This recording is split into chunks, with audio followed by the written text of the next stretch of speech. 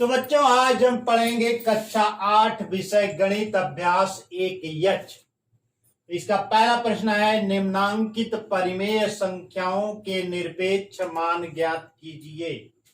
तो हमने पिछले वीडियो में आपको बताया था कि परिमेय संख्याओं के निरपेक्ष मान उनके आंकिक मान होते हैं, संख्यात्मक मान होते हैं जो धन या ऋण चिन्ह से मुक्त होते हैं, यानी धन और ऋण चिन्ह इस पे नहीं लगा होता है। तो आइए देखते हैं। पहला खंड इसका है 15/7।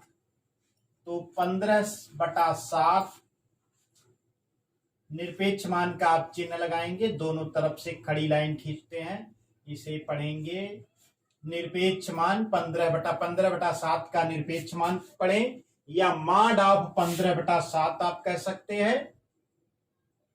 तो इसका मान हो जाएगा आपका 15/7 का निरपेक्ष मान हो जाएगा आपका 15/7।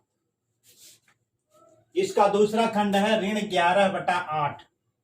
तो पहले खंड का जो आंसर आपको प्राप्त हो गया, आंसर बराबर 15/7। दूसरा खंड हमारा है ऋण 11/8। तो ऋण 11/8 का आप निरपेक्ष मान आप ज्ञात करिए। हमने निरपेक्ष मान का यह चिन्ह लगा दिया। आगे देखिए 11 ऋणात्मक है, तो निरपेक्ष मान उसका परिमेय संख्या का संख्यात्मक मान होता है जिसमें ऋण या धन चिन्ह का ध्यान नहीं दिया जाता है। तो इसका मान हो जाएगा, ऋण चिन्ह हट जाएगा, ये हो जाएगा 11/8। तो दूसरे खंड का आंसर हमको प्राप्त हो गया 11/8। आइए हम तीसरा खंड देखते हैं। तीसरा खंड है ऋण 19/23। तो इसका निरपेक्ष मान हो जाएगा ऋण 19/23। तो यहां पर आप देखिए अंश में भी ऋण है और हर में भी ऋण है, तो दो ऊपर नीचे दोनों ऋण है, तो यह ऋण ऋण धन हो जाएगा। तो ये हो जाएगा आपका 19/23। अब यहां पर इसमें कोई भी धनात्मक या ऋणात्मक चिन्ह नहीं है, तो इसका मान हो आपका हो गया 19/23। तो ऋण 19/23 का जो निरपेक्ष मान आपको प्राप्त हो गया है 19/23। आइए हम बढ़ते हैं चौथे खंड की तरफ। चौथा खंड हमारा है ऋण 8/19। तो ऋण 8/19 का निरपेक्ष मान हम ज्ञात करते हैं। तो निरपेक्ष मान की परिभाषा के अनुसार किसी परिमेय संख्या का निरपेक्ष मान उस संख्या के धन या ऋण चिन्ह को ध्यान दिए बगैर उसका आंकिक मान होता है या संख्यात्मक मान होता है। तो यहां पर ऋण चिन्ह हट जाएगा, तो ये हो जाएगा 8/19।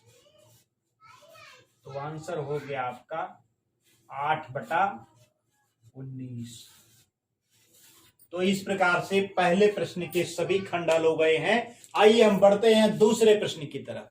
तो बच्चों दूसरा प्रश्न हमारा है सरल कीजिए। पहला खंड इसका है निरपेक्ष मान का चिन्ह है, उसके अंदर लिखा गया है 3/5 ऋण 2/3। तो इसको हमें सरल करना है। यहां पर आप देख सकते हैं कि हर बराबर नहीं है, घटाना है। तो 5 और 3 का लघुत्तम लेंगे तो आपको प्राप्त हो जाएगा 15 प्राप्त हो जाएगा, यानी ये आपको प्राप्त हो जाएगा 3 त्रिक को 9 और 5 दुनाई 10, 9/15 हो जाएगा। ये 3/5 को आप 9/15 लिख सकते हैं ऋण, और 2/3 को आप लिख सकते हैं 10/15।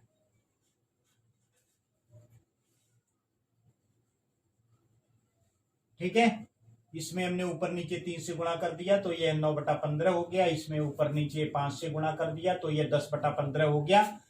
अब यह आपको बराबर प्राप्त हो जाएगा। यहां पर देखिए दोनों के हर बराबर हो गए हैं, तो इसको आप लिख सकते हैं,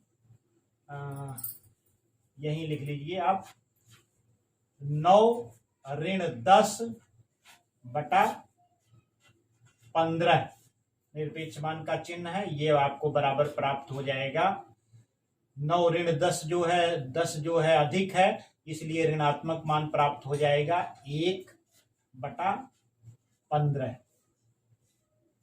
और चूंकि निरपेक्ष मान जो होता है धन या ऋण चिन्ह से मुक्त होता है, तो इसका मान आपको प्राप्त हो जाएगा 1/15। तो हमें आंसर प्राप्त हो गया, आंसर बराबर 1/15।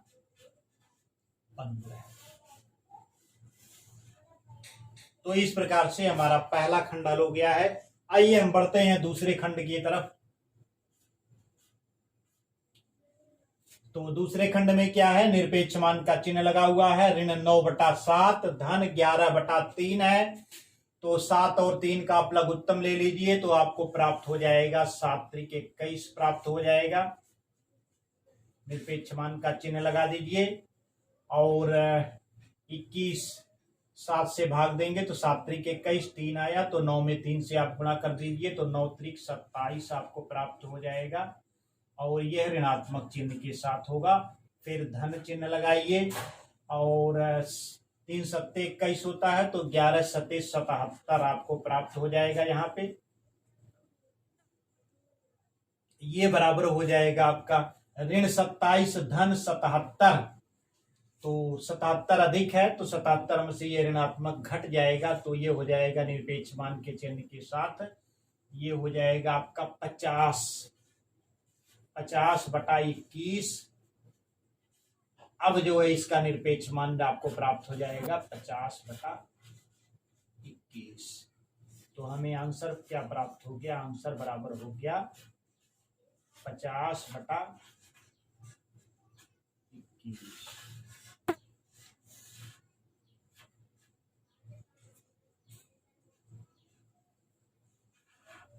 तो इस प्रकार से हमारा दूसरा खंड हल हो गया है। आइए हम बढ़ते हैं तीसरे खंड की तरफ। निरपेक्ष मान का चिन्ह लगा हुआ है, इसके अंदर है आपका ऋण 3/5 गुणे ऋण 7/11 है। तो आइए गुणा कर लेते हैं। गुणा करने पर ये आपको प्राप्त हो जाएगा 7×21/11=55। 21/55 और यहाँ देखिए ऋणात्मक चिन्ह है, ये भी ऋणात्मक चिन्ह है, तो ऋण ऋण का गुणा धन होता है, तो ये 21 धन हो गया है, यानी 7×21 ये धनात्मक चिन्ह के साथ आ गया है। और इसका निरपेक्ष मान जो होगा, क्योंकि निरपेक्ष मान धन या ऋण चिन्ह से मुक्त होता है, तो ये हो जाएगा 21/55। तो आंसर हमको प्राप्त हो गया, आंसर बराबर 21/55। तो इस प्रकार से दूसरे प्रश्न के तीनों खंड हल हो गए हैं। आइए हम बढ़ते हैं तीसरे प्रश्न की तरफ। तो बच्चों तीसरा प्रश्न हमारा है, यदि x बराबर ऋण 1/2 और y बराबर 3/4, तो मॉड ऑफ x यानी निरपेक्ष मान x धन मॉड ऑफ y यानी निरपेक्ष मान y का मान है। पहला विकल्प 7/4 है, दूसरा विकल्प ऋण 5/7 है, तीसरा विकल्प 5/4 है, चौथा विकल्प 7/8 है। तो आइए देखते हैं इसमें कौन सा विकल्प सही होता है। थोड़ा इसको हल करके देख लेते हैं। तो निरपेक्ष मान x धन निरपेक्ष मान y बराबर x और y के आप मान रख दीजिए, तो ये हो जाएगा ऋण 1/2 धन 3/4। तो ऋण 1/2 का निरपेक्ष मान 1/2 आपको मिल जाएगा, धन 3/4 का निरपेक्ष मान आपको 3/4 प्राप्त हो जाएगा। ये बराबर हो जाएगा 2 और 4 का आप लघुत्तम लीजिए तो आपको 4 प्राप्त हो जाएगा, और ये 2 दूना 4 यानी 2 1 2 धन 3 यानी आपको मिल गया कितना 5/4। तो इसका आंसर क्या हो गया, आंसर बराबर 5/4 यानी तीसरा विकल्प सही है। तीसरा विकल्प 5/4। तो इस प्रकार से हमारा तीसरा प्रश्न हल हो गया है। आइए हम बढ़ते हैं चौथे प्रश्न की तरफ। तो बच्चों चौथा प्रश्न हमारा है, निरपेक्ष मान ऋण छोटे ब्रैकेट में 3/7 यानी ऋण छोटे ब्रैकेट में 3/7 का निरपेक्ष मान हमको ज्ञात करना है। 4 विकल्प दिए गए हैं। पहला विकल्प 3/7 है, दूसरा ऋण 3/7 है, तीसरा 3/7 है, चौथा ऋण 3/7 है। तो आइए इसको हल करके देखते हैं इसका मान क्या होता है। निरपेक्ष मान 3/7, छोटे ब्रैकेट बंद कर दीजिए, उसके बाद निरपेक्ष मान का चिन्ह यह दोनों तरफ से है। तो निरपेक्ष मान को मॉडुलस भी कहते हैं। इसे मॉड ऑफ ऋण 3/7 इसे पढ़ा जाता है, या निरपेक्ष मान ऋण 3/7 होगा। तो ये हो जाएगा आपका, ब्रैकेट आप खोल दीजिए। ब्रैकेट खोल देंगे तो अंदर ऋण चिन्ह है, बाहर भी ऋण चिन्ह है, तो ऋण ऋण धन हो जाएगा। ये हो जाएगा 3/7, और 3/7 का निरपेक्ष मान यानी mod of 3/7 will be equal to 3/7। तो इसका आंसर हमको प्राप्त हो गया। पहला विकल्प सही है, जिसका मान 3/7 है। तो इस प्रकार से हमारा चौथा प्रश्न हल हो गया है। आइए हम बढ़ते हैं 5वें प्रश्न की तरफ। तो बच्चों 5वां प्रश्न हमारा है, यदि x बराबर ऋण 5/7 और y बराबर 3/4 तो mod of x multiplied by mod of y का मान है। यानी निरपेक्ष मान x गुणे निरपेक्ष मान y का मान है। 4 विकल्प हैं। पहला विकल्प 7/28 है, दूसरा ऋण 15/28, और तीसरा विकल्प है 15/14 है, चौथा विकल्प है 15/28। तो आइए देखते हैं कौन सा विकल्प सही होगा। हल करके देखते हैं। x निरपेक्ष मान x यानी mod of x multiplied by निरपेक्ष मान y यानी mod of y। Mod of x multiplied by mod of y, या हिंदी में इसे कहें निरपेक्ष मान x गुणे निरपेक्ष मान y बराबर, आइए x y के मान रख देते हैं। ऋण 5/7 गुणे निरपेक्ष मान y के स्थान पे 3/4 आप रख दीजिए। तो ऋण 5/7 का निरपेक्ष मान 5/7 होगा, गुणे 3/4 का निरपेक्ष मान 3/4 होगा। गुणा करेंगे तो 5×3 15 बटा 7 चौक 28 ये प्राप्त हो जाएगा आपका। इसका मतलब कौन सा विकल्प सही है? 15/28 यानी आपका चौथा विकल्प सही है। तो हमारा आंसर प्राप्त हो गया। आंसर बराबर चौथा विकल्प कितना है? 15/28 यानी 15/28। तो इस प्रकार से हमारा 5वां प्रश्न हल हो गया है। आइए हम बढ़ते हैं 6ठे प्रश्न की तरफ। बच्चों 6वां प्रश्न हमारा है, परिमेय संख्याओं ऋण 5/7 और ऋण 5/7 के निरपेक्ष मान हैं। 4 विकल्प हमको दिया गया है। ऋण 5/7, दूसरा विकल्प है 5/7, तीसरा विकल्प हमारा है 5/7, चौथा विकल्प है 7/5। आइए हल करके देखते हैं।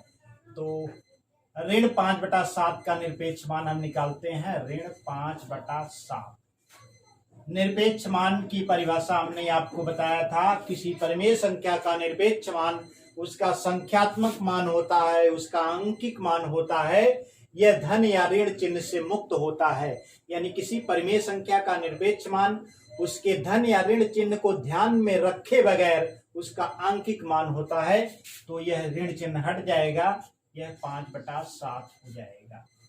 आइए ऋण 5/7 का निरपेक्ष मान ज्ञात करते हैं। ऋण 5/7 का निरपेक्ष मान जो हो जाएगा आपका, ध्यान दीजिए ऊपर भी ऋण है, नीचे भी ऋण है, तो ये हो जाएगा 5/7। और 5/7 का निरपेक्ष मान जो हमें प्राप्त होगा वह हो जाएगा 5/7। यानी दोनों ही परिमेय संख्याओं के निरपेक्ष मान हमको 5/7 प्राप्त हो रहे हैं। इसका अर्थ यह है कि तीसरा विकल्प सही है। तो आंसर हमारा हो गया, आंसर बराबर विकल्प संख्या 3 5/7। तो इस प्रकार से हमारे अभ्यास 1 के 6 प्रश्नों का हल हो गया है। शेष प्रश्नों को लेकर के एक नई वीडियो के साथ पुनः मिलेंगे। तब तक के लिए नमस्कार, धन्यवाद।